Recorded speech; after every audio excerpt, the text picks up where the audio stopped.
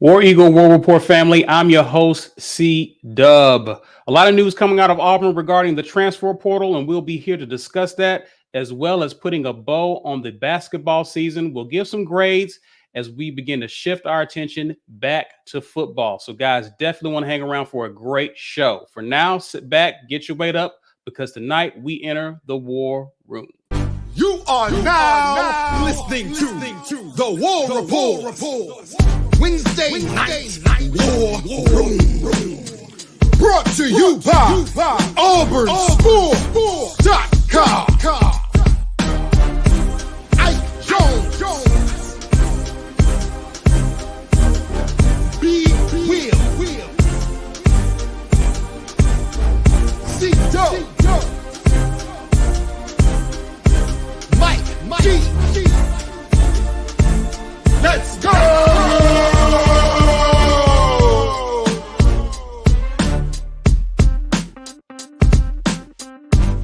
War Eagle, everyone. War Eagle. Happy Wednesday. I'm joined by Mike G, Ike Jones. You are watching the Wednesday Night War Room, brought to you by our show sponsor, AuburnSports.com. Please be sure to head over there for your latest regarding recruiting and all news regarding Auburn athletics. Of course, we want to shout out JG Tate and all the fellas over there for doing a great job day in and day out, keeping us informed. Appreciate you guys for what you do. We also appreciate the War Report family. Whether you're watching this on replay or live, we need you to do a favor for us. If you're on social media, that is Facebook and Twitter, share this video using hashtag Get Your Weight Up. Help people to find our content. Help us to grow our community. Speaking of community, you need to become a patron. Ike is here to tell you why exactly. Ike? Yeah, absolutely. You guys already know how I get down. I get down with the dope content. However, if you're not a patron, you're not going to get to see all of that dope content. It's nothing personal, but it's your fault. But yeah, you need to come on board, become a patron. $5.99 a month is what we are doing for that. Got a lot of great football content coming for you. We already did some dope basketball content. So I was just getting warmed up at the end of basketball season, trying to get into my groove. The football stuff is about to crank up for you. We got draft profiles. We're gonna do some basketball draft profiles, man. Just become a patron so you can know what's up when we get to that place. Outside of that, we are definitely still partnering with the Lee County Humane Society to make sure that we can get as many of those animals rescued as possible. If you all donate something there, 50 cents on every dollar is going to go towards the Lee County Humane Society. Make sure you check that donation out. We appreciate everybody who's already done that, but we need to just continue to do that during this downtime where, y'all, I know y'all, a lot of y'all like to, do a little summer trip or whatever, put a couple dollars aside. Lee County Humane Society, help us save the puppies, right? We're doing a giveaway before we get to the merch store. Excuse me. We are going to do a He Gone t-shirt today on the giveaway. So hashtag Get Your Weight Up in the comments. Our guy, Walt Taylor, GWT2 Energy Consulting Services, is sponsoring that giveaway.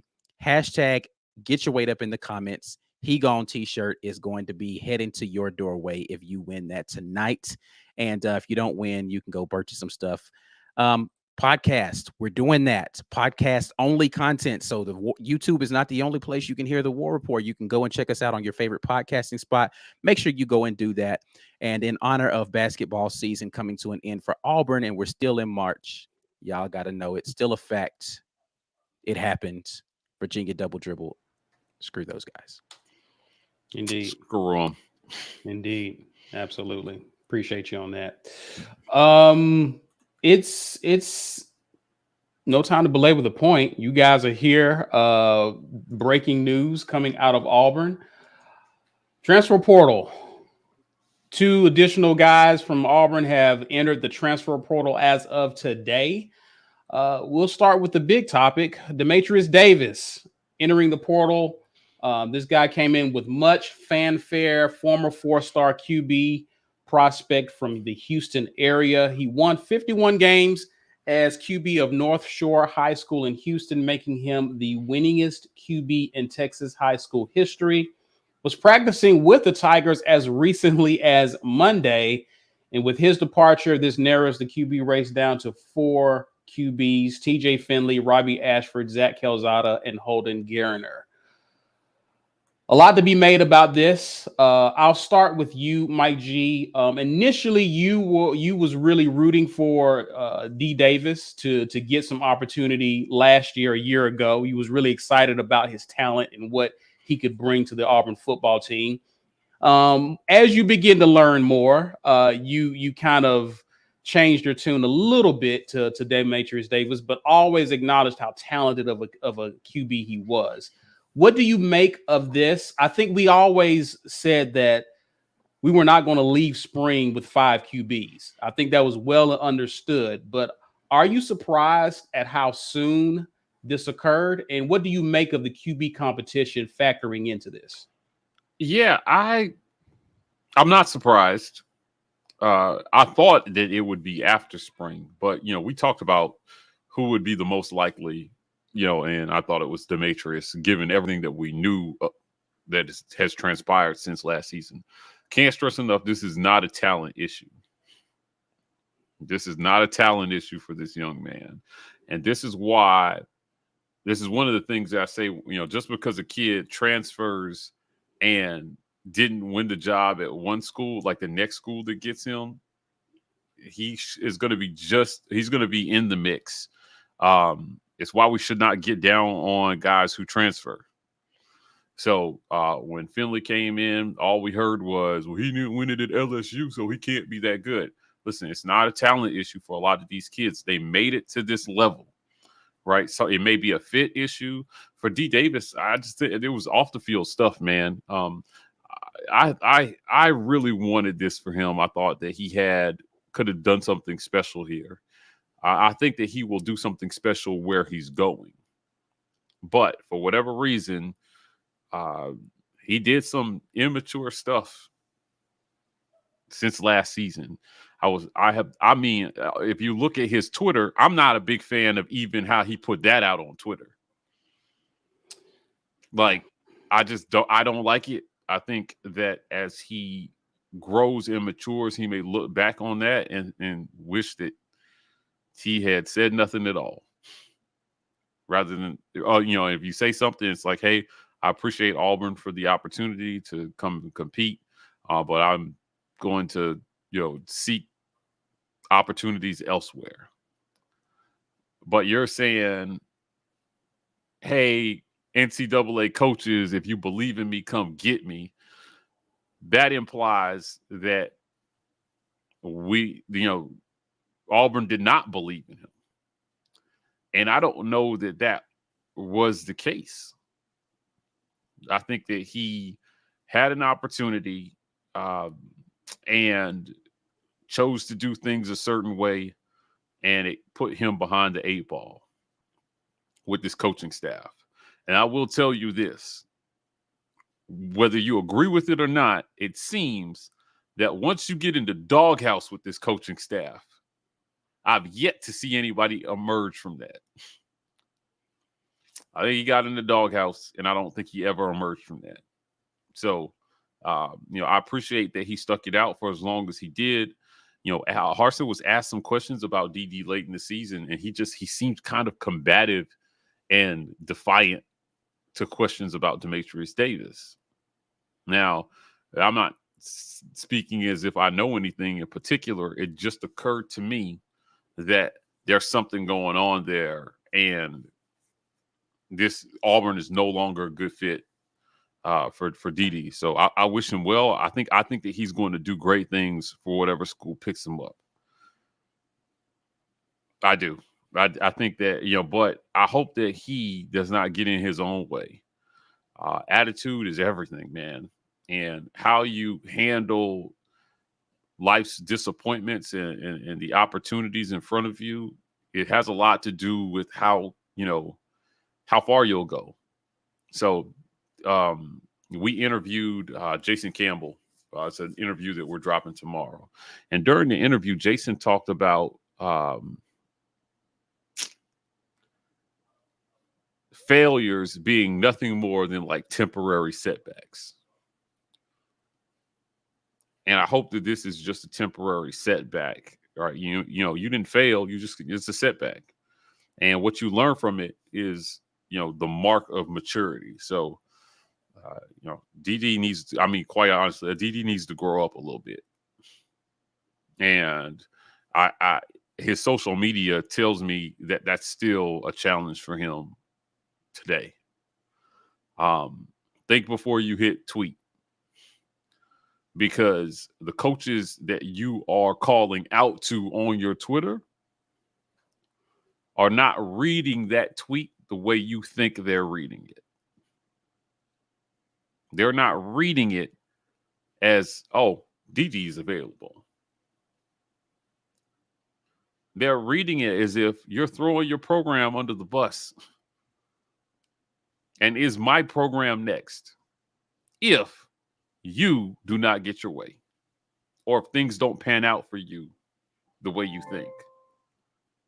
Is your default going to be go to social media and say something vague that can be taken however? So I can't stress enough, I don't think this is not a talent issue. This young man has all the capability. He may be a little undersized, but I just think if you put in the hard work, you find a way to work your game around your physical limitations. I thought that Demetrius Davis could do that. But ultimately, then it's not a hard work issue either, I don't think. Not from what I heard. It wasn't about putting in the work either. It's just about maturity. And if you're a quarterback, you got to be the leader. And guys are going to follow that lead. So everything you tweet, everything you say, everything you do, are you setting a good example for the program that you inevitably will be the face of? And I think if you think about some of the social media things, I'm not sure that that's what he did. Guys, Robbie Ashford left Oregon. I can't point to one tweet about his situation at Oregon. Not a lot of fanfare around his decision. He took his ball. He said, I'm going to Auburn. That's it. The only thing we have to talk about is how he's going to compete when he got here. You're feeding the mob distractions, which will eventually feed back to you as a distraction. I know, and I hate it for these young men sometimes. So I'm kind of broke up about it. I'm like, oh man, I wish it had worked. I wish we had got a chance to see him perform in an Auburn uniform. I really do. However, he's got his journey that he needs to make. And it's taking him elsewhere. I just hope that he gets himself in the right mindset to fix the things that he needs to fix, to not have history repeat itself at his next program. Yeah. So that's where I'm at about it. Okay. Before we get to you, Ike, I do have a question for you. Cleveland Brown says Q Boys to Men's end of the road for Demetrius Davis fans. Boys to men. Yeah. Ike, question for you. What was this, when you consider how Demetrius Davis got here? He was committed to Gus Malzahn, Chad Morris. Right. And upon all that happened with Gus, he ultimately signed with Kevin Steele. Then comes Harsin, an offensive-minded guy who runs, for the most part, a different type of offense. How tough was it going to be for him? Because again, as Mike alluded to, it's not a talent issue, but when we started to get in the mind of a Brian Harsin, he struck us as a clear departure from the mentality of our former head coach. No nonsense, focusing on the little things, the details, right? Especially when it comes to the QB position. Was this a square peg in a round hole from the beginning when you look back on it, or was it just an opportunity that he had to make an impression and didn't make it? I mean, I think there's a lot of nuance to that answer. I don't know that it's one or the other specifically. There's definitely been numerous reports that both the former offensive coordinator and people in DD's camp, namely his parents, if he wasn't going to start last year, fully intended to redshirt the season, right? So there was a portion of that was there. There was a portion of it that it wasn't necessarily a scheme fit necessarily. I think it was kind of a I'm going to use this word because I can't think of a better word right now. And people are going to repeat this and hear me say this and think the wrong things. There was a bit of an entitlement issue that had to be overcome where he felt like he deserved to have more respect coming in and not have to fight for it.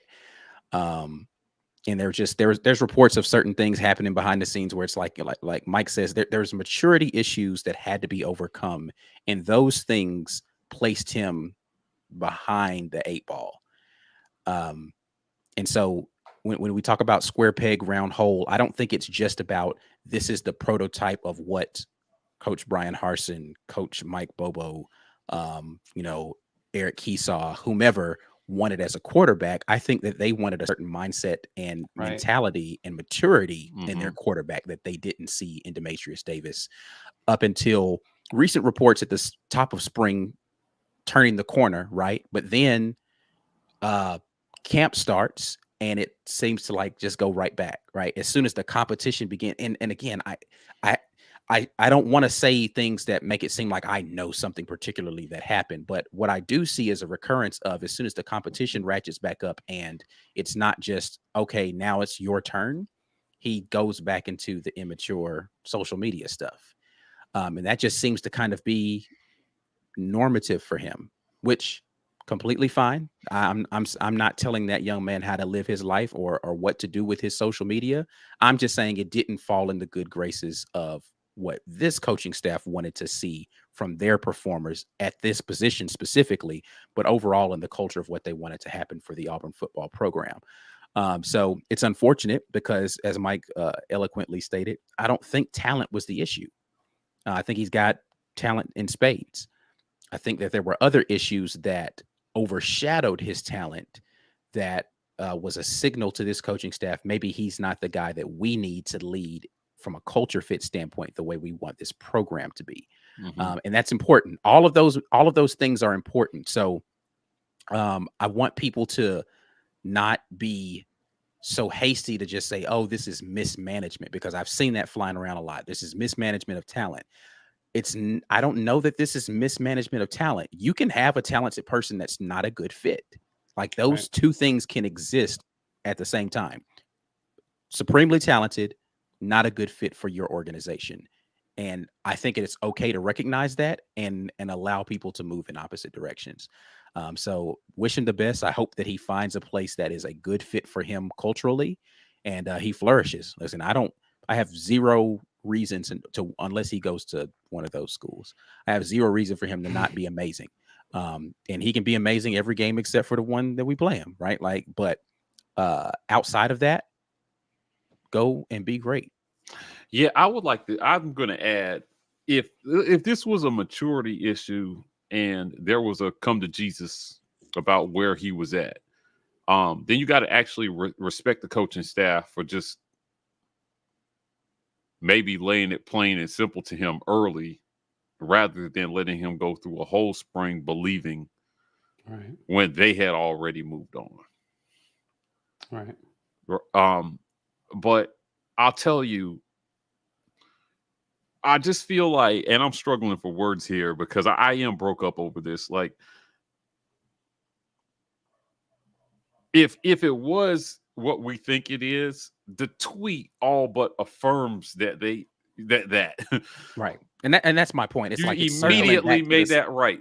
Yeah, yeah. It's like if you thought, man, they just hating on me, then you went and did something that confirms the stuff that they did. Like, I just don't understand that. Like, it is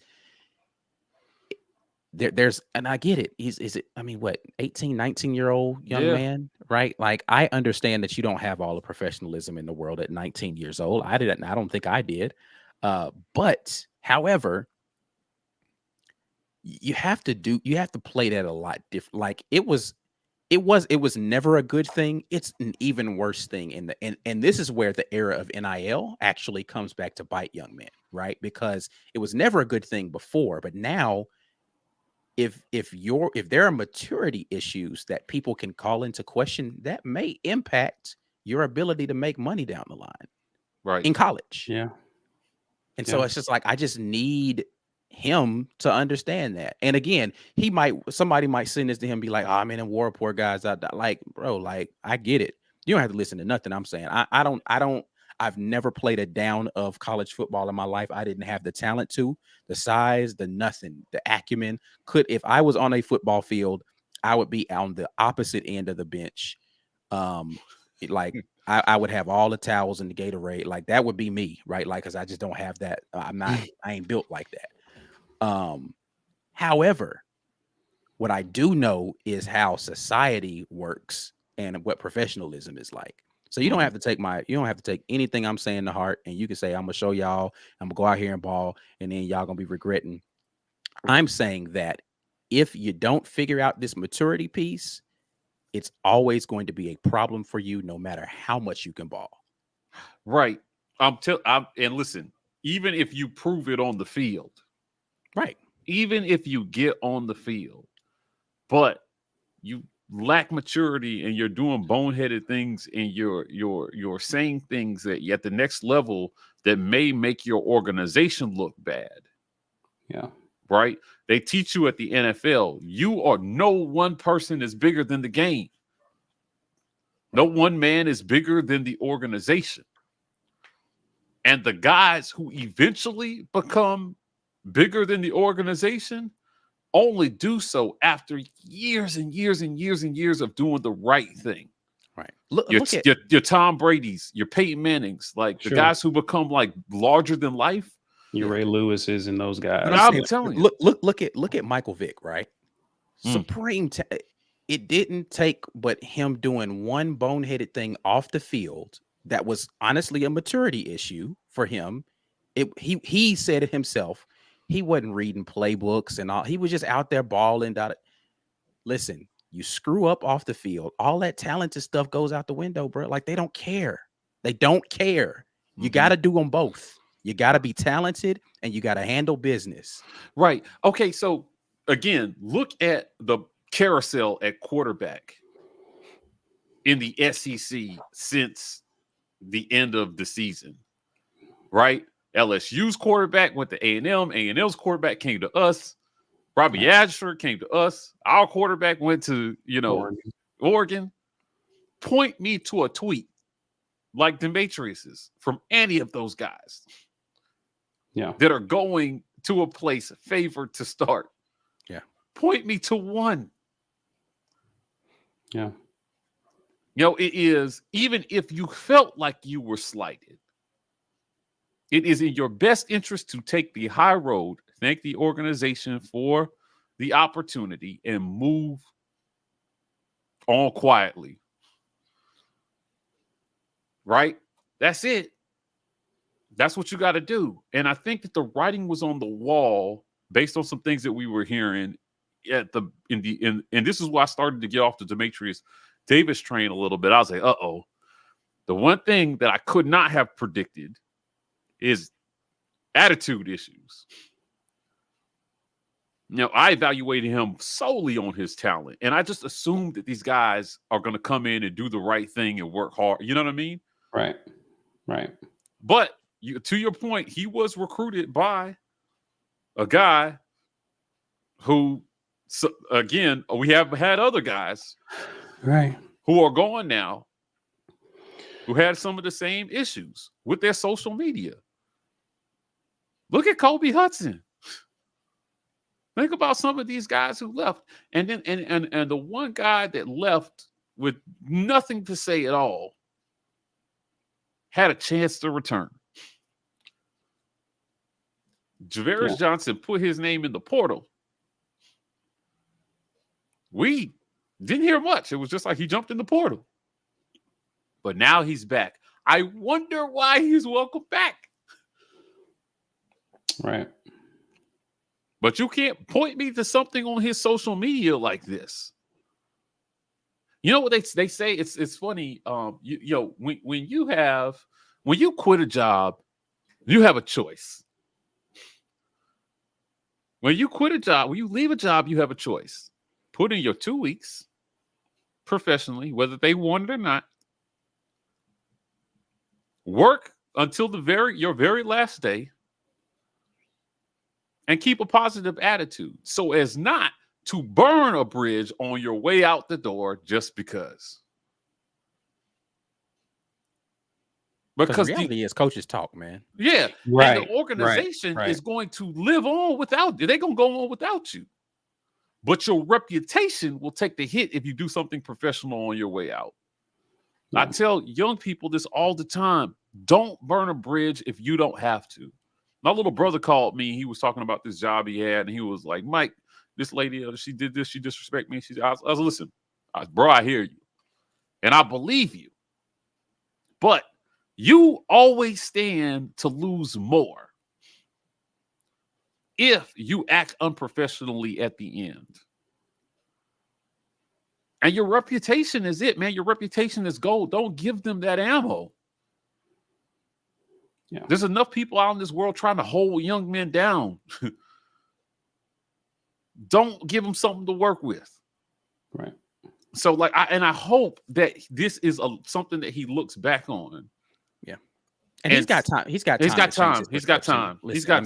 There are college players who are on film, punching girls at bars that are in the NFL right now, right? Like there's time to repair the damage because, again, he is talented. The problem is he has to realize something's got to change between now and the time that it's time for somebody to decide whether or not they're going to pay me millions of dollars to do this every Sunday. And if he decides he doesn't want to change that, this is a diminishing return of okay, especially at the quarterback position. Correct. Right. Because they're not playing games at QB, bro. Like you got to be that dude. For sure. You're the face of the program and organization. That's who they're paying big money to. So they need the character to match the talent level. Yeah, listen, we knew enough toward the end of last season to see this coming. For sure. Yeah. And said as much too live. That we're on record. I especially was on record as saying, who do you think is going to be the odd man out? And I said, I hate to say it, it pains me to say it because I was the first on the Demetrius Davis train. Right. To say that, hey, listen, I don't think he's gonna make it. I think he'll be the first one. Well, I will say this: I had a renewed optimism when we hired Austin Davis. Mm-hmm. I was one of the people who bought the hype. Hey, he coached Russell Wilson, same type size guy. So I was like, okay, maybe this is an opportunity for dude to kind of. This is someone who doesn't know him. Granted, he'll talk to his coaches and whatnot, but it's almost like a reboot for Demetrius Davis, especially if his attitude has shifted. This is someone that, hey, I can go in, show him what I can do. I'm right back in the thick of things. When that situation fell flat with Austin Davis, I'm like, I don't know, because everyone who's still there knew you from this whole past year. So that's when my optimism dwindled for him after that whole situation fell through, because I felt like that was a good shot for him. So, right.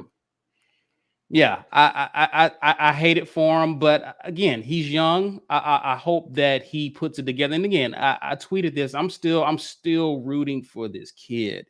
Yeah. I want to see him do well. I want to see all our athletes do well. So, it just seems.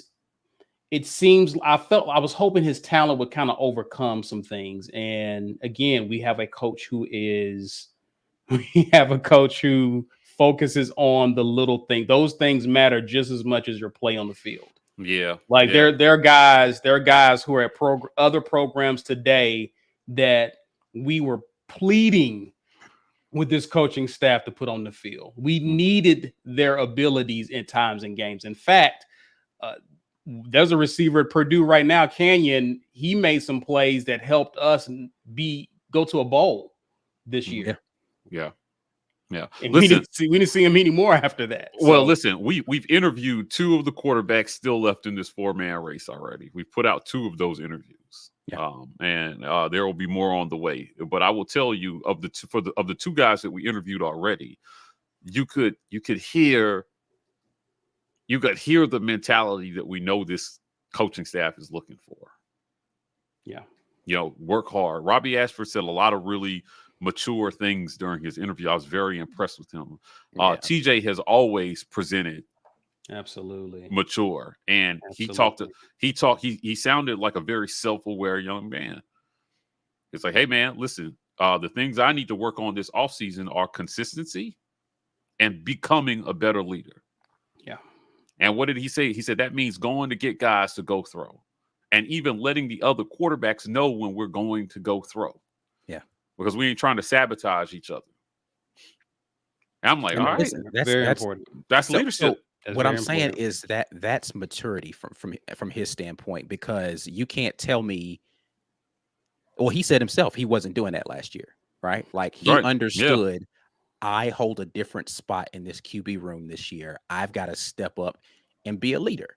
Now, does that guarantee that he's going to get the starting position? No. But what it does help make sure is that Auburn's football team is the better for it. And TJ can look in and say, hey, even if he goes somewhere else and plays, he can call back to that experience and know, hey, I have the ability to help command a QB room, whether I'm on the field or not.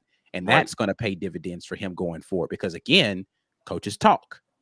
Right. And they're going to say TJ's an excellent guy, right? Like, it's going to be a thing that you need to make sure that before you enter a room, your reputation can speak for you. Right. And I'm just wondering what some of these guys' reputations are saying about them before they get into those rooms.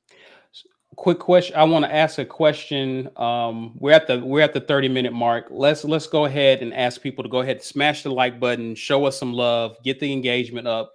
We greatly appreciate it. I have a question about him. We want to talk about another player who entered the transfer portal, and then we'll talk basketball. Let's pause to acknowledge the sponsors of the War Report. The War Report's Wednesday Night War Room is brought to you by our generous sponsors. AuburnSports.com. For news and notes on all things Auburn sports, head over to AuburnSports.com. University Ace Hardware, located at 2101 East University Drive in Auburn, Alabama, right across the street from the Auburn Mall and next to the movie theater. For all of your hardware needs, Ace is the place. And our giveaway sponsor, GWT2 Energy. If you want the best in the business at restaurant logistics, check out our friends at GWT2Energy.com.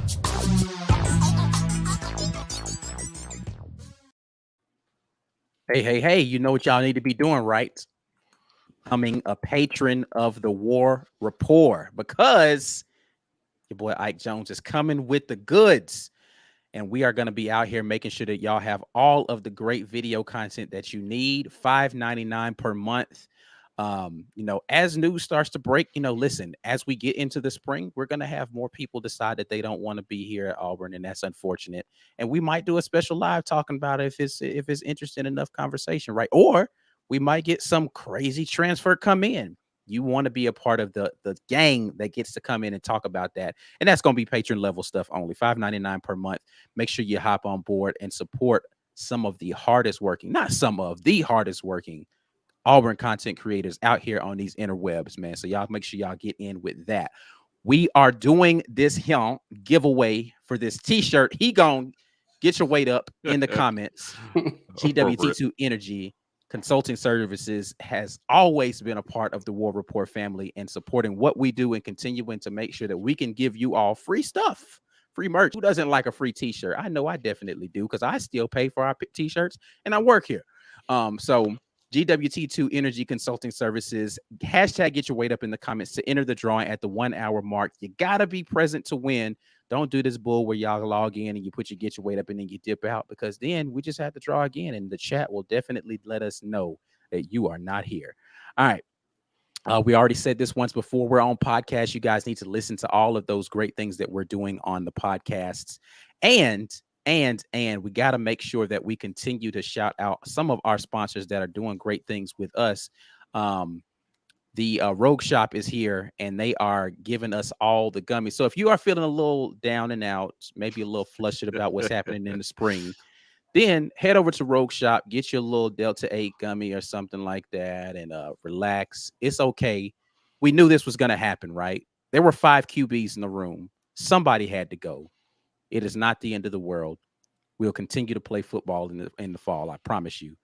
RogueShop.com. You need to make sure that you are using code RAPPORT so that they know the War Report sent you. Appreciate that, sir. Appreciate that, sir. Mr. Casper wants to know, how is Camden Brown doing? Do you guys have any intel on how he's doing? I do not. I haven't heard much about the wide receiver competition as of yet. So no, I don't have any updates on that, but we can definitely listen. auburnsports.com, those are our guys. We can definitely hit them up and see if they have any intel on that, and we will report that back. Or, you go ask them yourselves, because they are there for that sort of thing. Yeah, they're out there on Twitter for sure. Want to ask you guys a question. We got a couple other super chats. Let me just grab these real quick. Isaac Ritchie, Dee Davis leaving equals 5 gummies. Woo! You're gonna be in La La Land if you do 5 gummies, my friend. No, I have a job. I can't do that. Stuart Donald, appreciate the super chat. I watched some videos of QBs throwing on the run. TJ and Robbie looked great. I have seen those videos floating around as well, and they did all look really good. Robbie he's just an athletic young man. I like the way that his mobility. I mean, of course, he plays baseball, so him being able to throw on the run is not like a foreign concept. And listen, quiet as is kept, TJ Finley is out there spinning it at practice, man. So he didn't get to go through a spring last year. Yeah. So right. So he went through a spring with another school that was obviously in disarray. Right. So but to Ike's point about Robbie, I mean, too much is being made of he wants to be a quarterback. Yeah, he said that plainly. He said that blatantly. Like he's a quarterback. Don't call me an athlete. I'm a quarterback. And he wants in football first. Yeah. Yeah. So, baseball is a distant second right now. And he's going to come in and he's going to add something to this quarterback room. I really like his upside. So this is a pretty good quarterback room that we have here with Finley. Calzada will get in the mix after spring when it's safe for him with his shoulder. I expect him to make a strong push as well too, but we know he can spin it as well. So the coaches really went out and got some guys that they think will compete with each other and help make each other better. And then you have Garner, who I hope we see a little bit of him as well this spring too, in some live ball situations. Guys, is this a repeat of history? Of course, people are the chatter is this is potentially a deja vu situation. Is this Malik Willis 2.0? What say you, gentlemen? I'm not sure if it is, but what say you? Yeah, I'm gonna say no. I'm gonna say no because I don't think. I mean, to me, the Malik situation was about one guy being handed the job. I'm not buying that there was a real competition. I'm not buying that all sides got the type of coaching they would have needed to compete.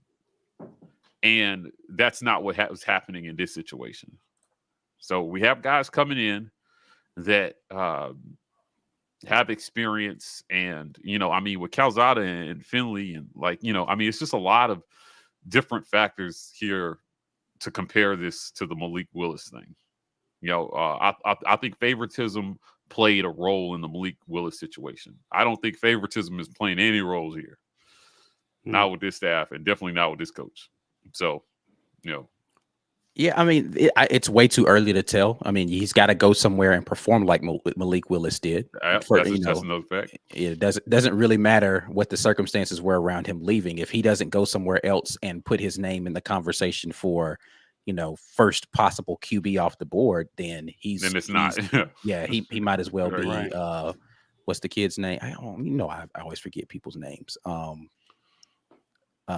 Went to Kentucky and then went to UC. Oh, Haywood. Yeah, he might as well be Joey Gatewood, but a shorter version of that, right? Like super talented, highly touted coming in, never saw the field, transferred out, didn't see the field where he went. Like there are two very divergent paths that this could go down. And I know people want to compare this to Malik Willis. Way too early to even assume that it's going to go in that direction. But again, it's not an issue of talent here, so Gatewood's probably not a great comparison because I don't think Gatewood was a supremely talented quarterback. He was more of an athlete, right? Like if we want to call someone an athlete at quarterback, that was Joey Gatewood. But yeah, he's got to get somewhere and he's got to go out there and ball before we can even start to say that. But even if he does go out and ball somewhere else, that still doesn't mean that him at Auburn would have been a good fit. So at this point, I'd still just wish him the best, whatever happens in the future. But yeah, it's definitely not the circumstances that led to him leaving are definitely nowhere close to what Malik Willis experienced. There were maturity issues on both of those, though, right? So like Malik admitted himself he was immature, and then maybe at some point in time, Demetrius Davis will get to another situation and realize, oh man, I was actually kind of immature when I was at Auburn, right? So we'll see. We'll see. Yeah, remains to be seen how this story ends for Demetrius Davis. Again, I hope he has a similar path. I'm rooting for him to have success like Malik Willis, but there was a lot that Malik Willis had to do to get to that point. Once given the opportunity, he shined. And so that's what Demetrius Davis will have to do. Let's talk about another person leaving Auburn, entering the portal, Ro Torrance. Ro Torrance also announced that he is entering the transfer portal. This was a former JUCO All-American at Hutchinson Community College. Last year, Auburn actually has him playing in 10 games last season. He only recorded 5 tackles, 4 solo, 1 forced fumble, and 1 pass breakup. Did get a little bit of action, but Auburn had a good rotation of guys playing in front of him, so he didn't get a lot of burn. He was in on a few series this season. He is now off to the portal. Initial thoughts on this, Ike? I mean, Ro Torrance, I don't know that he did a lot for me to be disappointed about him leaving. I mean, listen, everybody who is in an Auburn uniform, I want them to be supremely successful. He has the size and the build to be a kind of DB that is going to be good for you in your program. I just don't know that he was really there making a ton of plays, though, right? Like, he was always almost making a play, right? Like I think that was the difficult thing for me when watching Ro Torrance again. He was like always almost there, and maybe another season of him catching up with the speed and physicality, he'd be there on those plays this season. But for him to be transferring now with the number of DBs that we have in this room would signal to me that he was slipping further down that depth chart than he wanted to. Yeah. So maybe he's still almost making plays in practice, right? So I don't know. I don't think there wasn't a ton of turnover in the defensive backfield staff, right? Zach Athridge is still there, so it's not like he had to meet some new coach and they had to figure out what they had in Ro Torrance. They had seen him last year, so the evaluation should be fairly even for him. He should have come in really knowing what they expected of him from as a defensive back. He should have known the coaching staff already. So for him to not make strides in year 2, I think he's making the right decision for himself to go find some place where he's going to be able to start and get the kind of minutes that he wants, because he's really only got 2 years of eligibility left. He already did his 2 years in JUCO. Sure. And then he played last year here. So that was year 3. He only has 2 years left. So he needs to go out there and make a splash somewhere. And if his dream was getting to the NFL by his senior year, then he got to play somewhere this year and go ball. So, and if he wasn't going to see the minutes at Auburn absent of an injury, then by all means make the decision that will put you in the best position to realize your dream. Yeah. I think the intrigue with this guy too was he was a taller cornerback. So you would have liked to see how he would have fit in this defense for sure. Yeah. Mike G, do you think that this says more about the people who were in front of him, the Nehemiah Pritchett's, the Jalen Simpsons, that may have factored into this decision for Ro Torrance? Yeah, I mean, that's where I was going to go with it. We added a lot. Yeah. In the defensive the backfield. kid from Oregon. If you watch the building report I did with the Oregon Ducks guy, he was basically like, if the guy who transferred in from Oregon is not a starter for Auburn, Auburn's going to have a really great defensive backfield because he started a lot of games for Oregon as a quality boundaries corner. So, yeah. Yeah, I just think we added a lot. Keontae Scott. Yeah, we added him as well. So there's some time. Then you got those two amazing freshmen that we got. Yeah, Austin Osbury. Like, I mean, they just went out and got a lot. So to Ike's point, you just look at you got a kid who's only got so much eligibility left. And when we interview Chris Todd, he talks about quarterback, but I think it's true of every position. Every year they're trying to. It doesn't matter how well you did. They're trying to bring somebody in that's better than you. Yeah. And at this point, if you are going into like your third year and you have not solidified yourself as whoever you bring in is going to sit behind me, at least initially, then it might be time to start evaluating whether you need to go someplace where you're definitely going to be able to get something on tape. Yeah. Especially if your dream is to play at the next level. So I don't see this again. I wouldn't see this as, any kind of mismanagement thing. This is just, kids trying to find the right place for them. It's going to keep happening. It's happening at every program. And, we filled a lot in that position. You can't really feel like we're shorthanded at DB with all they brought in. And this is not like a 4-year starter that we're losing either. Right. This is a guy who, didn't get a ton of time. Like Ike said, just almost making a play, but never quite made it. And, hopefully if he gets a fresh start someplace, he'll find some success. So I definitely wish him well. Yeah. Agreed. Get some comments here in the comment section. Derek McClellan says a lot of people are more upset about Demetrius Davis than Bo. Right. I don't know that's true. I don't know about that. I don't know how you even seem to gauge. Maybe he's just saying there are people who were more upset about one than the other. Which there's. I'm not saying not that he's saying Yeah, so I don't know. I think that's an interesting statement. It's not like more people, but just a lot of people are more upset. Here's the reality of those two situations, though. One of them we saw what they could do on the field. The other I was never got to see that opportunity, and so you think to yourself, what could have been based upon what you don't know versus we know what we had in one of them, and so I don't know why I would be upset at that when I already knew what he was doing on the field, right?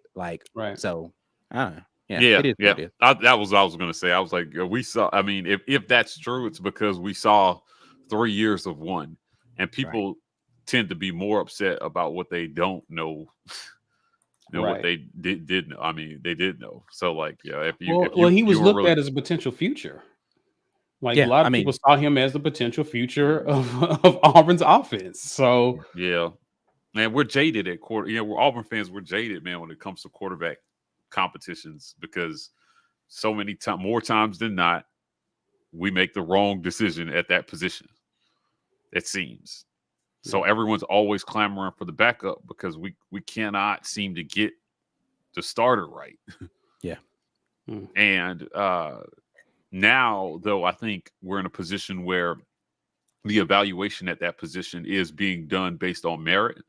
And a lot of people are going to listen. I've been screamed at about TJ Finley. A lot of people accused me for caping for him last season. I did not. I don't think that he did great, but I just don't think he was evaluated fairly based on the situation either.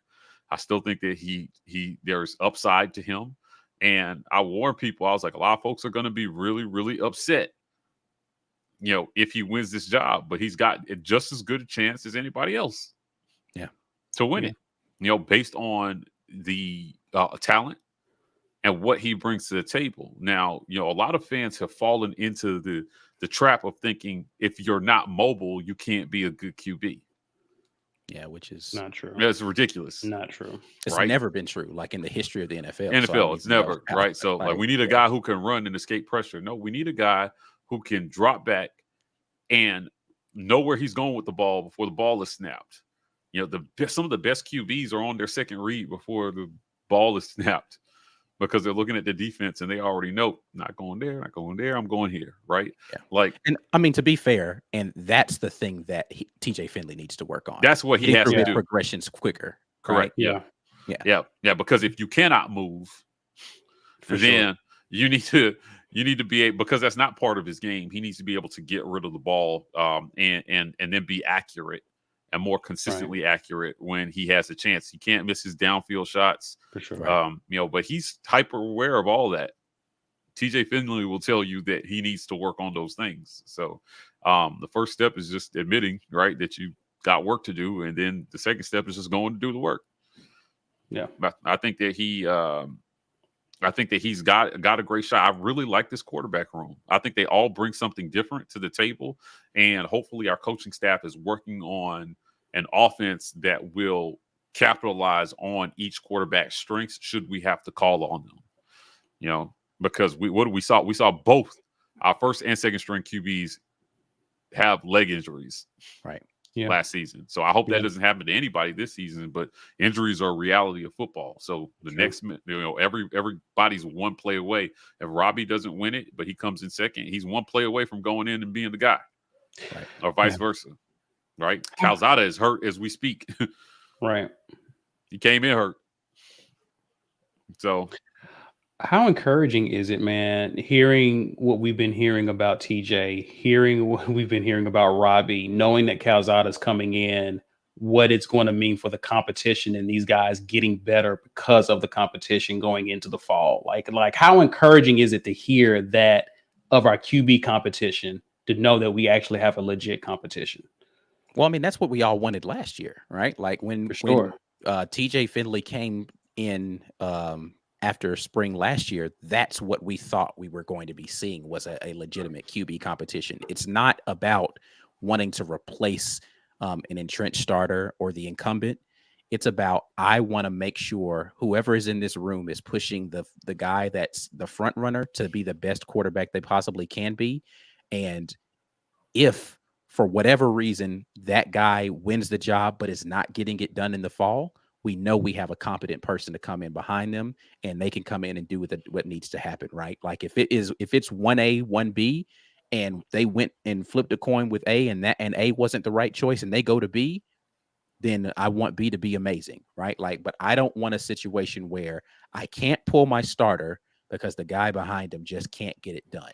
That's exactly where we were at last year. And so I just got to live with the results of what I have with the starter, because this other guy ain't going to have it's not happening with him. Yeah. I mean, last spring, I was sitting right here in this chair screaming, what are we watching?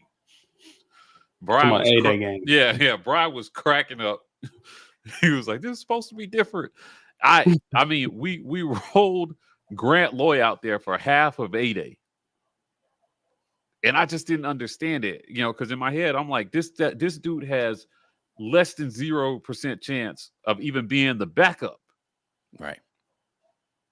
And you guys, I didn't say that. Right. And I was get blamed for it.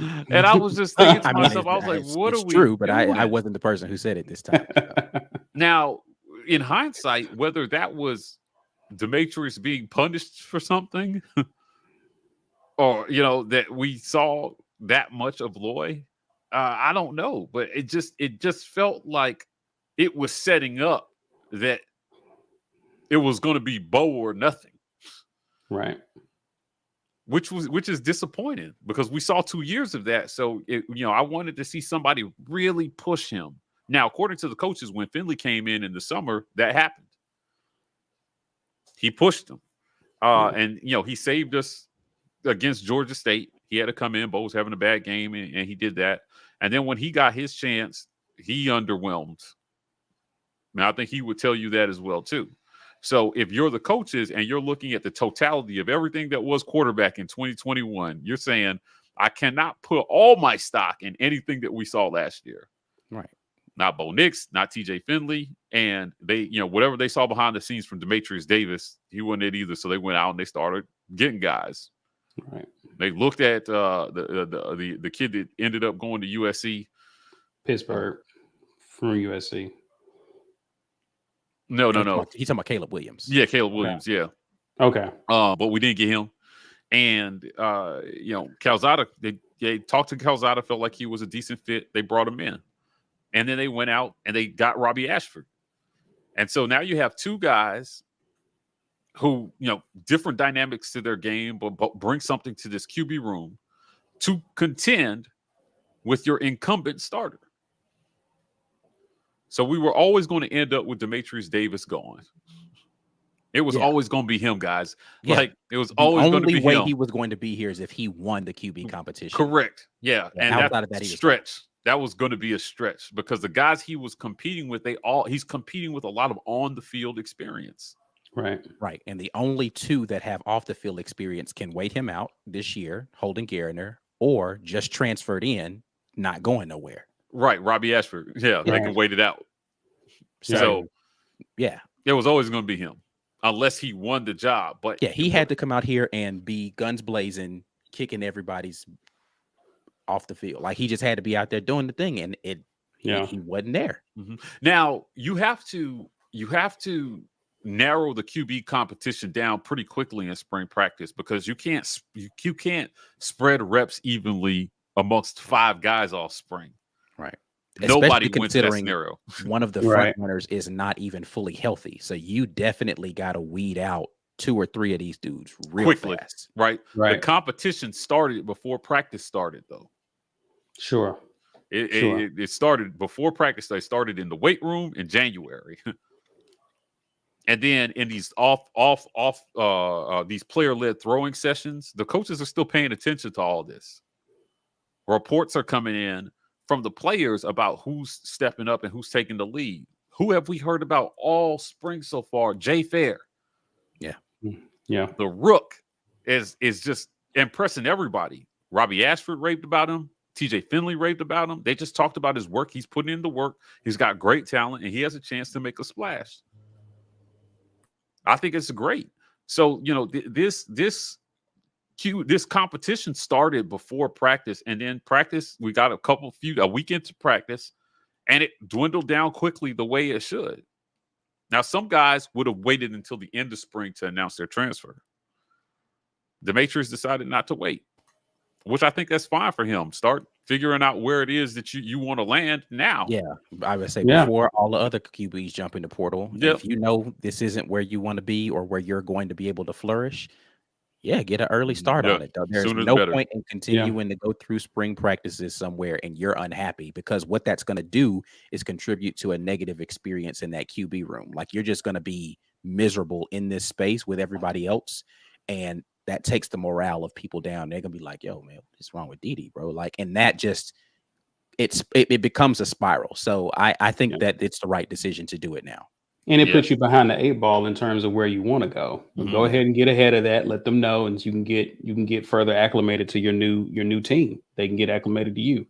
Let's go through some super chats here. Solomon Leverett received my hoodie Monday. I'm praying for an Easter snap so I can rock it once or twice before the heat starts. You probably get it, especially on a cool evening or something like that. Just turn the AC up and sit inside. There you go. You can do that too. There you go. That's what I'm doing. It's cold in here. I got my hoodie on. That always works. Mr. Casper said, just had a really good weekend for future recruiting. I'm hearing good things about recruiting. O-line. Good things. Yeah, O-line for sure. So that's encouraging. Heard some good things from the wide receiver. They're working. They're working. Absolutely. Absolutely. Also, he says position competition is a new thing for it is. It is, especially the QB position, man. I'm really excited again as when you guys mentioned this is the competition we asked for a year ago. And now we appear to be getting it. It's going to be And beautiful. My so only regret is that Calzada is not going to get significant reps. I really wanted to see him work with our receivers. yeah. It was going to be fun to watch these guys go at it. Three dynamic guys in their own way go at it, this job. But it opened the door. It opened the door for Robbie, I think, first and foremost, to really step in here and show what he's got. Yeah. So Dee exiting and Calzada, not being there, Robbie can really make a move up the depth chart this spring and make it really Absolutely. interesting. I mean, So- and listen, quiet as it's kept. They said that the young boy is out there spinning it too. They said Holden's out there impressing. So listen, he has the door wide open for him as well. Like this, man. I love this room. I'm man. just really hoping spring football when we go to A-Day. Don't disappoint me, coach. Let me see some real stuff out there. I don't want to see a 7-on-7. I want to see equal time, 4 quarters. We got 4 QBs. Let all of them throw it around. I mean, hey, we got two QBs per half. I don't know. I just want to see some football where I can be like, okay, here's some tape to evaluate quarterback play for real. Right. I don't want to see no more Grant Loyce. I don't want to see that no more. Right. Oh, you said it. You said it. I know, but I just don't. No, I don't want to see it. Not this year. Yeah, I'm super excited. I'm super excited to see a little bit of competition, and see guys get their shot. You 8A is not for Tank, right? Tank's gonna start. 8A is not for Tank. I want to see him all of like one possession. Yeah. Right. And then I want to see what Damari Alston's got. Yeah. I want to see what Jay Fair's got. Absolutely. This kid coming in, Camden Brown at wide receiver. I want to see what he's got. I think some people in the chat were saying he's coming in the summer. I think. Yeah. I'm not sure if he's an early enrollee, but I don't think he's here for the spring ball. So yeah, and the thing about when you look at not to harp on Robbie too much, but when you look at Oregon's spring game from last year, he looked good. Yeah, and all 3 quarterbacks in that spring game looked dynamic in their own way. And I thought, what is underrated in that discussion is what a blessing that is for the receivers who are out there getting a chance to catch balls because the quarterbacks are hitting them. Yeah. And I think that was something we didn't get to see last spring because Grant Lloyd was airmailing people for 2 quarters. So this will be a lot more. This will be a lot more fun to watch. I'm back. It's 2022. It's 2022. Like don't leave 2021. Right. I think it's going to be a lot more fun to watch the receivers because everybody is everybody's saying our receivers suck. I was like, listen, man. I mean, our receivers for years have suffered from inconsistent quarterback play. Yeah. If it's more consistent this spring, I think suddenly you're going to see these receivers look better than people thought. Yeah. Which that's my thought. The receivers, you know what I like about Ike Hilliard? He ain't sugarcoating nothing when he gets into his interviews, man. They ask him about how they're doing. He's like, we got some work to do. Well, got work to do. Yeah, we got work to do. And I was like, okay, I don't have to come out here with this false sense of hope and all. He's just like, we got work to do. And I would rather him be downplaying it than him trying to sugarcoat it. Right. Like if they're not as bad as he's making it out to be, it's like, oh, well, wait a minute. They got work to do and they're playing this well. I'd love to see that. But okay, we got work to do. That doesn't put me on a high alert like all other fans. Oh my God, he said we got work to do. Again, we haven't even had a full week of spring practice. Yeah, we got work to do. That's no problem. Yeah. But yeah, I like the fact that he's being open and honest about that. But I also like the fact that players are excited about the prospects of some of these talents that we have out here, because at the end of the day, if you've got the talent and you can put it together with the system, when you get on the field on Saturdays, then you're dynamic. If it's just all talent and you don't know where to be when you're supposed to be there, doesn't matter. If you can't catch the ball when it gets delivered to you, doesn't matter. Right. But like you have to understand what your assignment is, where you're supposed to be, when you're supposed to be, so that when it's time for the QB to deliver the ball, you're where you're supposed to be. And now he just needs to hit you. But if you're running the wrong routes, you're lining up in the wrong place, we're taking forever to get lined up and we're having to do a bunch of delay games or early timeouts, all that crap, then the offense can't get in motion. So we need them to figure those things out and then let the talent take over. Because again, I'll say that I said this about the wide receivers last year. I don't think talent is the issue. They have talent. Yes, it's about this right here. It's necessary. Hashtag pause. All right. Ready for the giveaway this He Gone t-shirt. How we looking? Do this. If just you don't in know, case people don't know. Just in case you don't know what we giving away. You know what happened today. Where's Lisa tonight? I didn't see Lisa in the comments. Oh yeah, I haven't seen her at all in the comment section. Lisa, we miss you. It just means is Lawrence time. That's all that means. It's Lawrence time, man. Hashtag get your weight up, guys. Enter to win the He Gone t-shirt courtesy of GWT2 Energy Consulting Services. Shout out to Walt Taylor. Appreciate you, my guy. How we looking, Ike? 78 people. Not bad. That's not bad. Yeah, I ain't doing all this waiting though, man. We've been doing this too long. Y'all already know what you did. I see what you did there, Lawrence. She gone. You know. He said, "Lisa, it's his turn. It's his." I see you, my guy. We're not doing all this waiting around, though, man. We getting straight to the business. Yeah. Oh, I saw Melanie Ashford in that thing. Yeah. The comebacker. Auburn stuff. Yo. Auburn stuff. If you're here, congratulations. Are you here? We need to know, are you here? That's James Coleman. No, that's he's War Eagle. Did he change his name to Auburn? I think he changed it. I think he changed it. Oh. Yeah. James. Yeah, he changed it. My God. There is a War Eagle in here. Yeah. Okay. Yeah. So. Are you here though? Auburn stuff. Let us know. We will of course people already. Oh, don't it? Like, hey, look, don't try it. Don't try it. Don't try me tonight. Quick with it. He said, "My feed is Auburn stuff. I'm not with it today. I'm not with it today. Not today." He was like, "Nah, that's not me, bro." Oh, okay, all right, never mind. My bad. It's not me, bro. But yeah, Auburn stuff. You know what the business is. You need to go ahead and hit us with that good email, business@thewar report. We need your address and your shirt size. Actually, you know what'll help me out some on these emails too? If y'all tell me what the merch was we were giving. We changed it up so much, like I have to go back and like rewatch the show and be like, what were we supposed to be giving away again? So be like, He Gone t-shirt, this size. And something like I don't be remembering, man. Y'all listen, I got too much stuff going on in my life. I'm not gonna remember all this stuff. Yeah. On it. Auburn stuff. We about to send you some War Report stuff. Business@thewar report. Send us shirt size, the actual shirt, all of that. Send us that. We got you, bro. We got you, bro. Listen, we on the final stretch of this show.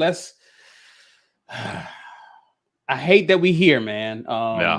We got to put a bow on the 2021-22 basketball season. Didn't expect us to be here at this point.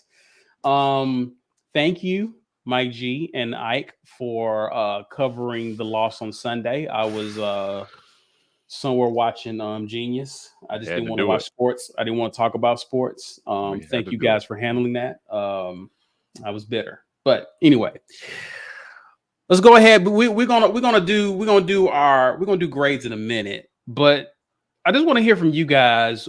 What was your favorite moment this year with this team? There's a few. I mean, we did a lot. I mean, the whole social media. When after games when we won, we won the regular season. We were number one for 3 weeks. What was your favorite moment of this actual season before we start grading stuff? Okay, I got mine. Okay, all right. You ready? All right, what you you good, got? Mike, or you still need a time You to need- think? I 'Cause need got time to mine. think. You need time to think. Well, you can go first, Ike. Yeah, I know because what mine I'm not. is. I don't want to give my answer because I don't want to steal y'all's thunder.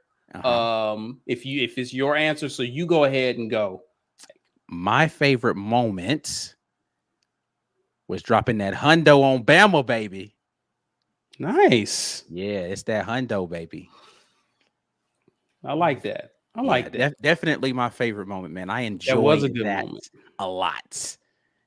I had a really good time watching that game. I had a really good time rewatching that game, cutting up the film. Had a really good time reminding my friends who try to pretend like they only care about football, but they were hurt on the inside as Bama fans that we completely demolished them in that game.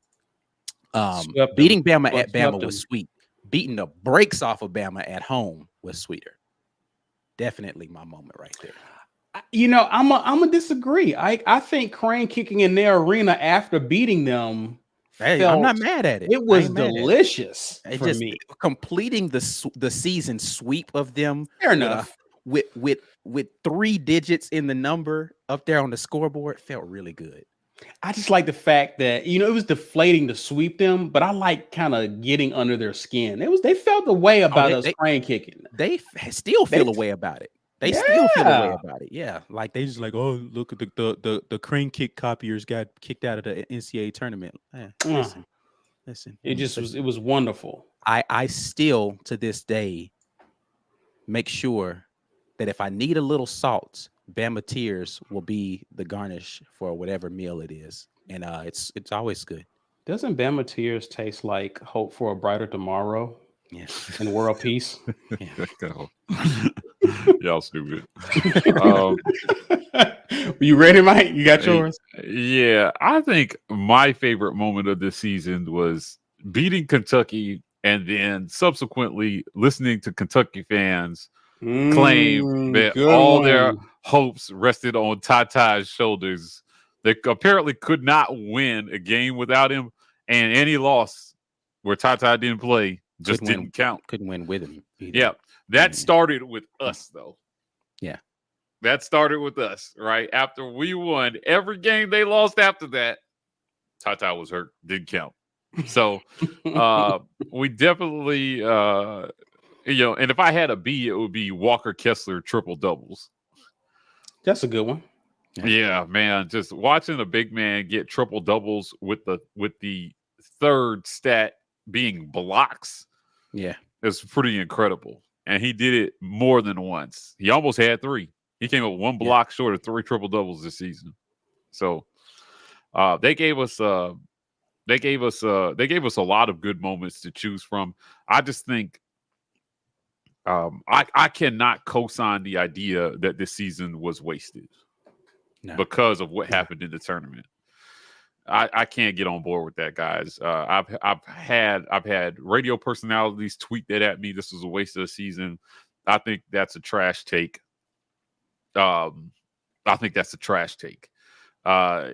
This was not a wasted season, right? I don't know.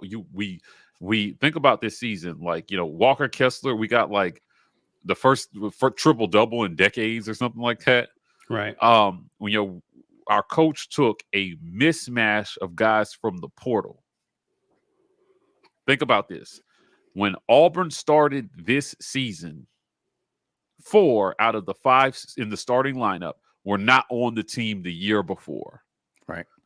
And our best returning player missed the first third of the season to a devastating Achilles injury.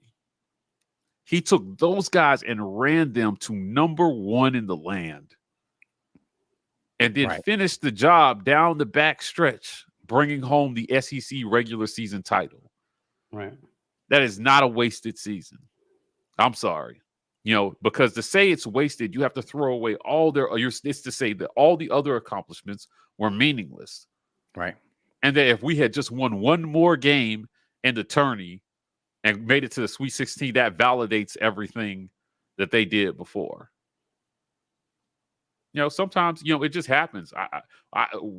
We're talking about Auburn in the tournament regularly. Right.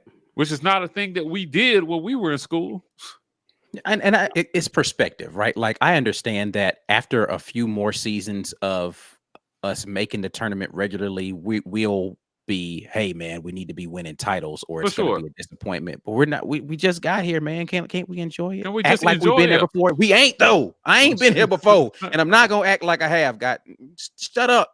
Yeah, I'm gonna enjoy this. Right. I'm gonna be a tourist for the day. Y'all leave me alone. I just think we can enjoy this. Again, Auburn was a wasteland when Bruce got here, bro. Right. We were down bad as a program. Yeah, we look like. Think about how far we've come to even say that, even though it's not true. That says a lot about how far Auburn has come as a program to be disappointed by being eliminated from a round of 32.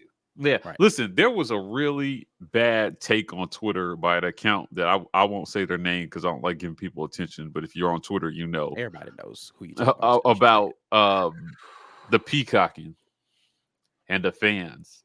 And all I could think, when I think about this season, I just think about how much fun we had. For sure. Going on that ride with this team. You know, whether it was the peacocking or, you know, it was Pearlville or, you know, so many great moments. I have so many fond memories of this season that we were given. And I'll tell you what, in the middle of all that craziness, that coach sat down with the War Report to talk about it. Come on, man. Like, I mean, I don't know how you could call this a wasted season and call yourself a fan, man. Like, it was a great season that ended in disappointment. But I'll tell you what, 68 teams make the tournament, and 67 of their seasons end in disappointment. Facts. And I, if I'm not mistaken, the banner still counts that we're going to hang up for the SEC championship that we won during the regular season. Correct. Right? Listen, if our season is a waste, then you know who else's season was a waste? Gonzaga's last year was a waste. Yeah. Right? Invalidate everything they did during the regular season because when they got to the national title game, they got run off the court by Baylor. I don't think making it to the national title game is a waste. But you could make a case for every team that does not win it all that it's a waste of a season. Right. You can. That's why I think that's a trash take. Yeah. You know, and the fans having fun, blaming the fans. I've never been a fan of blaming the fans for a team's anything. Period. Right. Yeah. I just not unless they're throwing mustard bottles on the field, you don't blame the fans. Oh, correct. I see what you did there. That was nice. Well done. Well executed. Very timely. Good job. Thank you. Right. I can't get on board with that. I mean, that was, you know, it was another trash take from somebody who obviously was wounded that this team went out in the second round. But you know what? I really felt like Auburn basketball deserved appreciation from the fans for all that they gave this season. Because I'll tell you what, there were some disappointing moments, but it was never because this team quit. On defense, they left it all out on the court. Yeah. They just didn't have enough offensively to go all the way this year. But defensively, man, they played their hearts out every night and just ran out of gas against Miami. We looked gassed. Yeah. God, man, there was a Wendell Green right before we called a timeout near the end of the game. I was just like, oh, he looks tired. Yeah. He's just got nothing left in the tank. So, you know, I don't know how you look at that and then you spit on these guys by saying that this season was a waste, that all their efforts were a waste. That's crap. I almost dropped an F-bomb, but that's crap. But you know, like, and I think it's because, again, they feel like as fans, they wasted all of this support for this team that they thought was going to, and that's where it becomes a trash take for me, right? Like I wasted all this money trying to buy tickets to go to Greenville and to the SEC tournament to see this end in this way. That's what you're essentially saying, because even if those players feel as if it didn't end the way that they wanted to, you know, again, Jabari Smith said himself, if he had to make that choice 10 times, he's going to pick Auburn every time. Right. Zep Jasper's already talking about coming back next year. Do you think he felt like he wasted his decision to come to play for us? KD Johnson loves the environment that comes in Neville Arena. Do you feel like he wasted his? He definitely didn't waste it transferring from Georgia. Right. Walker Kessler might still be buried on the bench at North Carolina, right? Like they don't feel like it was wasted. They're disappointed in the outcome, but to say it was a waste, I think is a take coming from someone feeling like you wasted some level of support that you had, which is awful as a fan to say. Right. Now, let me make this last point about this. This was a team picked to finish 5th in the SEC. Nobody was calling that number 1 in the nation Right. before the season. Right. If you're saying that you called that, you a damn lie. That's cap. Nobody called that. Outside of Auburn. So if you feel even like, in Auburn, I don't think that anybody in Auburn was calling that. Sure. Right? So if you feel like this season was a waste, it was only because these guys raised the bar of expectations so high that you could even start to say that this was a waste. Give me a break, man. It doesn't make sense. Yeah. Show appreciation for the hard work that these guys put in all season to take. It takes time to, one of the things that I admire about a team like Gonzaga is that they get to keep their best players more than 1 year. Yeah. We mismatched this team together, and the 2 best guys are going to be gone. Right. Imagine if Jabari came back and Kessler came back. You can't tell me that this team is not going to be even better next year. Mm-hmm. Combined with some other stud they're going to go get from recruiting because they're getting one every year. Yeah, a lot of promising prospects out there. There's certain people who from a program that's about to be defunct.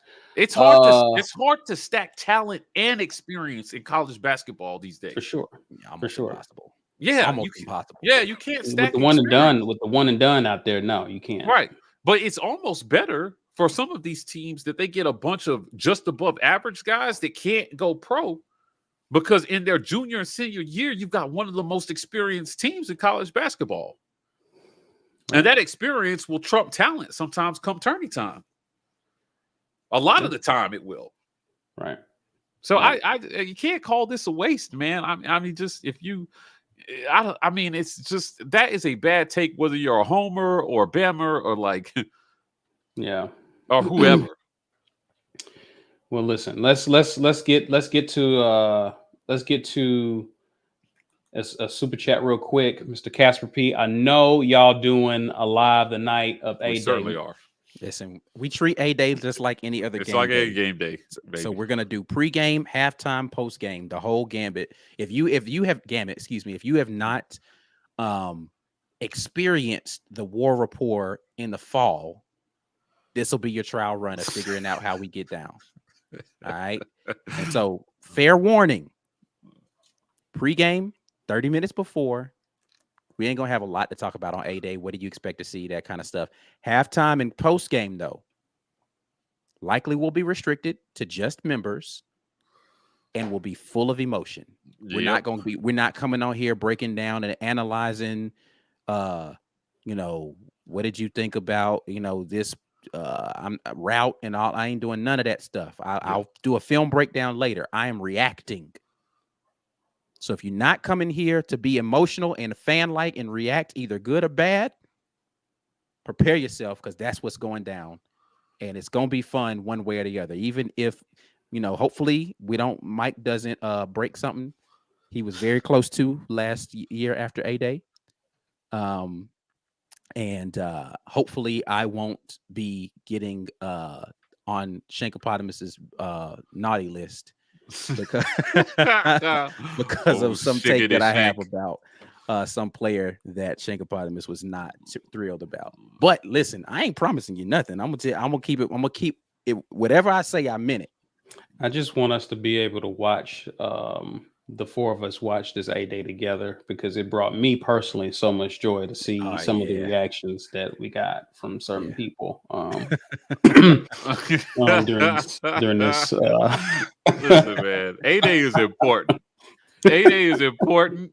And the idea that it's just 8A is not an idea that I've ever subscribed to either. But some of these kids, 8A will be the biggest game they played in, biggest crowd they played in front of to date since they've been playing football. And it is their chance, man, to, if you've never played in a game, 8A, and you get in an 8A, that's the biggest game you played in. Right.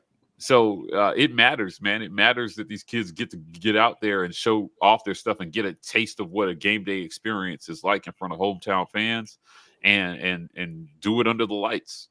For sure. I love it. For sure. Ben Bloodworth says, remember who is telling us it's a wasted season. Kentucky and Alabama fans, both of whom had truly wasted seasons. Right, because both of them were picked. Going off the definition. Yeah, because they were picked to finish like 1 and 2 in the in the standings. Right. Yeah. There was a reasonable expectation that both those teams would win the regular season SEC crown. Right. And neither of them didn't did win the SEC regular season nor the tournament. The tournament. Yeah. So, nor win a game in the NCAA tournament. They went 0-3. Yeah. So if you want to talk wasted season, you go to Tuscaloosa or Lexington. Yeah. For sure. That's what wasted seasons are. Right. Rick says, tell it all, brother. Tell it all. Yeah, we're gonna speak that truth. Yeah. That's all I got for you. Listen, do we still want to do grade? I know we talked a lot about our favorite. Do we want to do grades for another show? Do we want to knock them out now? I'll save it for another time. We can save it. Yeah. Everybody says they don't remember you saying what your favorite moment was, but I think you said the crane kick in Tuscaloosa. Crane kick in Tuscaloosa. Yeah. And we crane kick. Yeah. That and really and truly that like jump started a whole bunch of other crane kicks we did with gymnastics. Yeah, everybody was crane kicking. That was the catalyst moment of us for sure. Crane kick. Really, the first crane kick was at the Iron Bowl when we were winning the game, and that kind of started the reciprocal crane kicking, because then the Bama player comes and shows up at the bowl practice and he's crane kicking out there, and then Bama fans were salty about that, man. They were real salty. They forget that they actually perpetuated this, right? Like, I know that we egged it on in the Iron Bowl, but it's a rivalry game. That's what you're supposed to do. But then when your guy just comes and randomly shows up at a practice crane kicking on the side of the field and posts it to his social media, you basically was like, okay, we're just going to keep this going. And once that started, like, they pretty much can thank that football player for the downfall of what happened in the crane kicking. Time out. What happened?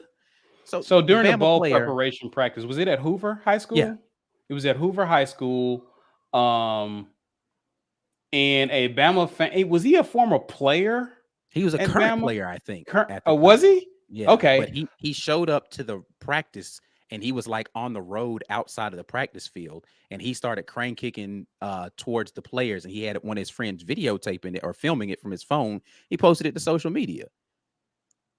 This was during bowl practice for Auburn. So I'm saying he's directly responsible for the perpetuation of this whole thing, because it was like, oh, okay, I see how it's gonna get. So now, that's good to know. But you know what Bama's won since that guy did that?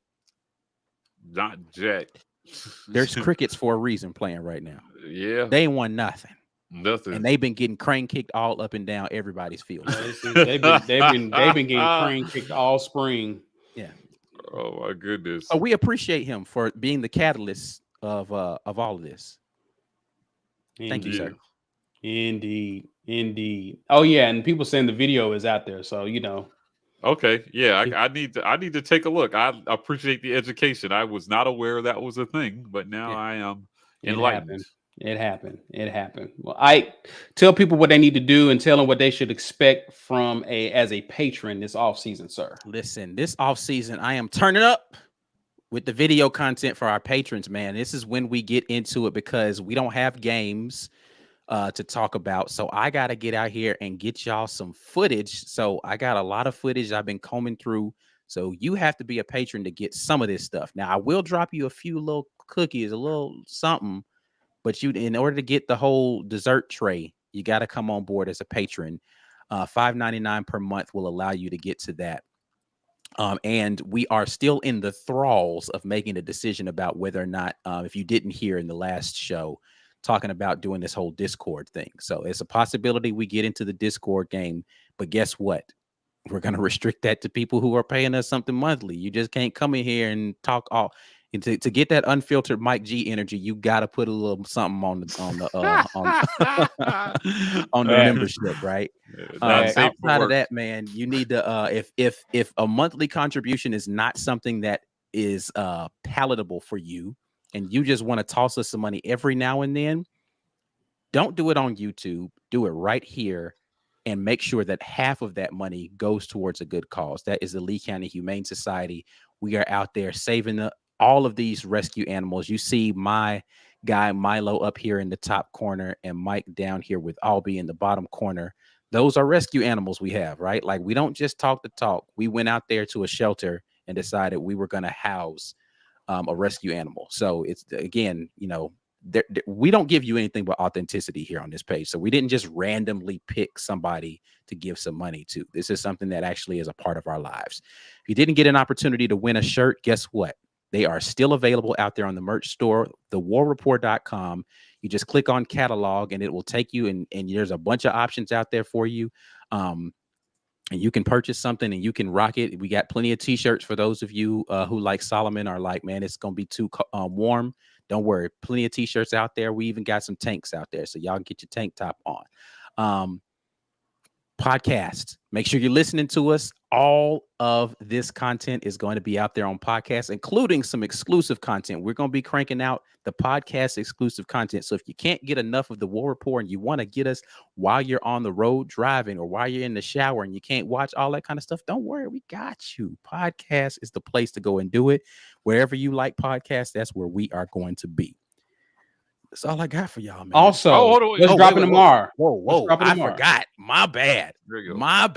Tomorrow, Jason Campbell sat down with the War Report. Me and Mike G got it in, having a conversation. Former Auburn quarterback Jason Campbell. Really great interview that we had an opportunity to get with him. Some more content like this is coming during the. I know y'all didn't think just because there weren't games, the War Report was going to stop doing stuff. Psh. You must be uninitiated, bro. Come on. You took it back to the 90s, didn't you? Come on, man. What y'all doing out here, man? Yeah, we got the interview with Jason Campbell dropping for y'all tomorrow. Hilarious. So y'all make sure you keep your notifications turned on so you know when that interview is dropping on your headpiece, because that's what we do around here. We drop the hot fire for y'all. Straight die line. Yeah, I enjoyed talking to Jason. He had a lot of really good insights into really what the quarterback race was. And I asked him a question. There was a when we thought Bo was going to be back for a fourth year, a lot of fans were like, "Hey, what happened for Jason in his fourth year could happen for Bo." But I had never heard Jason describe what changed for him from year 3 to year 4. And I asked him that question during this interview. So it was a great interview. He's doing some good stuff. But definitely go check that out. We've got that scheduled to premiere at 9 a.m. tomorrow morning. So you're on your way to work. You just want a good listen. It was a longer interview. I feel like our interviews have been around like 25, 30 minutes. This one was just under an hour, but the conversation was so good. We just had to keep it going. And we could have kept talking, honestly. Like, I felt like we cut that conversation short just to try to be respectful of time, but there was so much more we could have gotten into. Yeah, man. So, and he might come back and talk to us for a part 2. So stay tuned, but we'll see. But definitely a good conversation. A lot of education happening there. A lot of good nostalgia happening there. A lot of great quotable stuff. Jason Campbell said some really good and profound things. So I don't know if Miss Melanie Ashford is still here, but make sure she just commented. Make sure your son watches this, man. A lot of great just perspective from a great Auburn man that was a former quarterback who's been there. Sure. If you've got a friend on the football team, tell him to listen to this interview, man, because he's given some nuggets. Yeah, he dropped some knowledge for sure. I remember it was a very personal interview for me as well too, because I taped almost all of Jason's college practices, so I saw a lot of the progression from freshman year on through undefeated first round draft pick. I had the sense of kind of, just like reminiscing about, times when we were in college and the things that there was no real social media back then. Like Facebook had just become a thing in 2004. Yeah, it was college club back then. Yeah, right. Like, I mean, there was no Twitter and all this stuff, right? Yeah, I mean, boy, what? So yeah, I really think people will like this. And I'll tell you what, share this interview. Do us a favor, share this interview. The more it gets seen, the more likely these guys are to come back and interview with us again. We have some great interviews lined up for you guys, with both current and former players in the next few weeks. But I will do Jason Campbell part 2 before the start of next season if this interview hits 10,000 views. So nice. help us hit 10,000 views on this interview, and we'll give you part 2 soon. It's over 200 of y'all in here right now. So if all 200 of you go and share this video tomorrow after it drops, right, then probably another 5 people will go and watch that, and it'll be a multiplication effect, man. We need y'all's help, man. Like, I know we say all the time, like this video, share this video, subscribe to the channel. Like, we actually need y'all to do that stuff. Yeah. Doing that sort of thing helps the momentum of the channel grow. And listen, I'm gonna just put it out there. We want to have 10,000 subscribers by the time fall hits. Steve, you stupid. And we are just south of 7 right now. So we need about 3,000 more people to come find out who the War Report is and subscribe to us. And so we need you all to continue to help us grow, because y'all know the goal is to do this full time. Y'all be wanting us to drop more content. Yes, and I can't do that if I'm working at 9 to 5, man. So many great interviews we did last offseason that people who are just now subscribing to the War Report have not even gone back to watch. Right. So, I mean, if you are a subscriber, go to the Building Report playlist, and there are hours of just great interviews with former players and, current staff. Even Alan Green sat down with us. Yeah. Right. Listen, right. Listen, we've talked to Alan Green. We have talked to Coach Bruce Pearl. We talked to Bradley LaRondo. We have talked to freaking Devin Aromashadu. I mean, I could just rattle off Auburn greats and current names within the organization. Kingdom Lab. We talked to offensive linemen, defensive linemen. We've talked to freaking the Coach Yachts. Bro, we got names that we out here doing stuff with, man. Y'all, come on, man. It was a lot. Yeah, if you're just now subscribing, the way the algorithm works, it doesn't always show you that older content. But if you're just subscribing to the War Report now, again, click that Building Report playlist and go back and listen to some of that stuff. Like, when we're forming opinions on things, it's because of these conversations that we've had with, former players and, former coaches and current players. You take all those conversations and you put it together to form an opinion on what we're seeing. So that's where a lot of our viewpoints come from.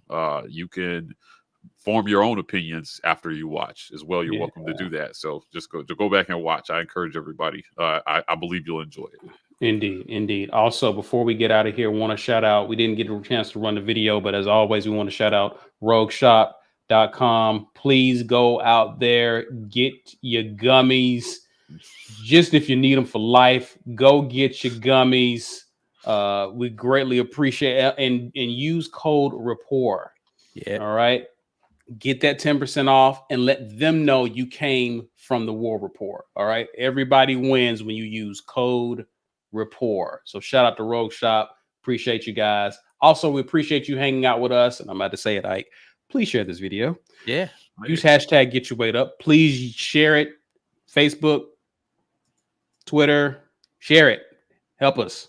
Please smash that like button. If you're new to the channel, if you were one of the people who saw a video that was shared and you came to our channel, hit subscribe as we are constantly working, putting out content.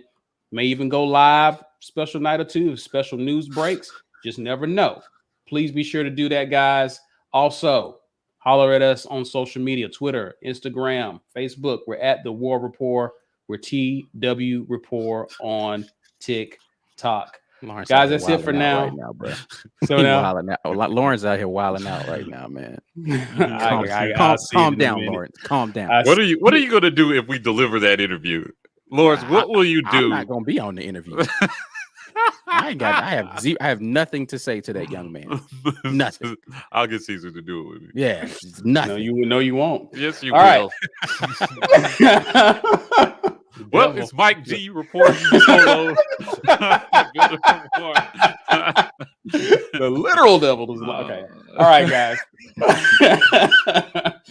All right, guys. Well, we out. Enjoy the rest of your week. As always, War Eagle. War Eagle, y'all.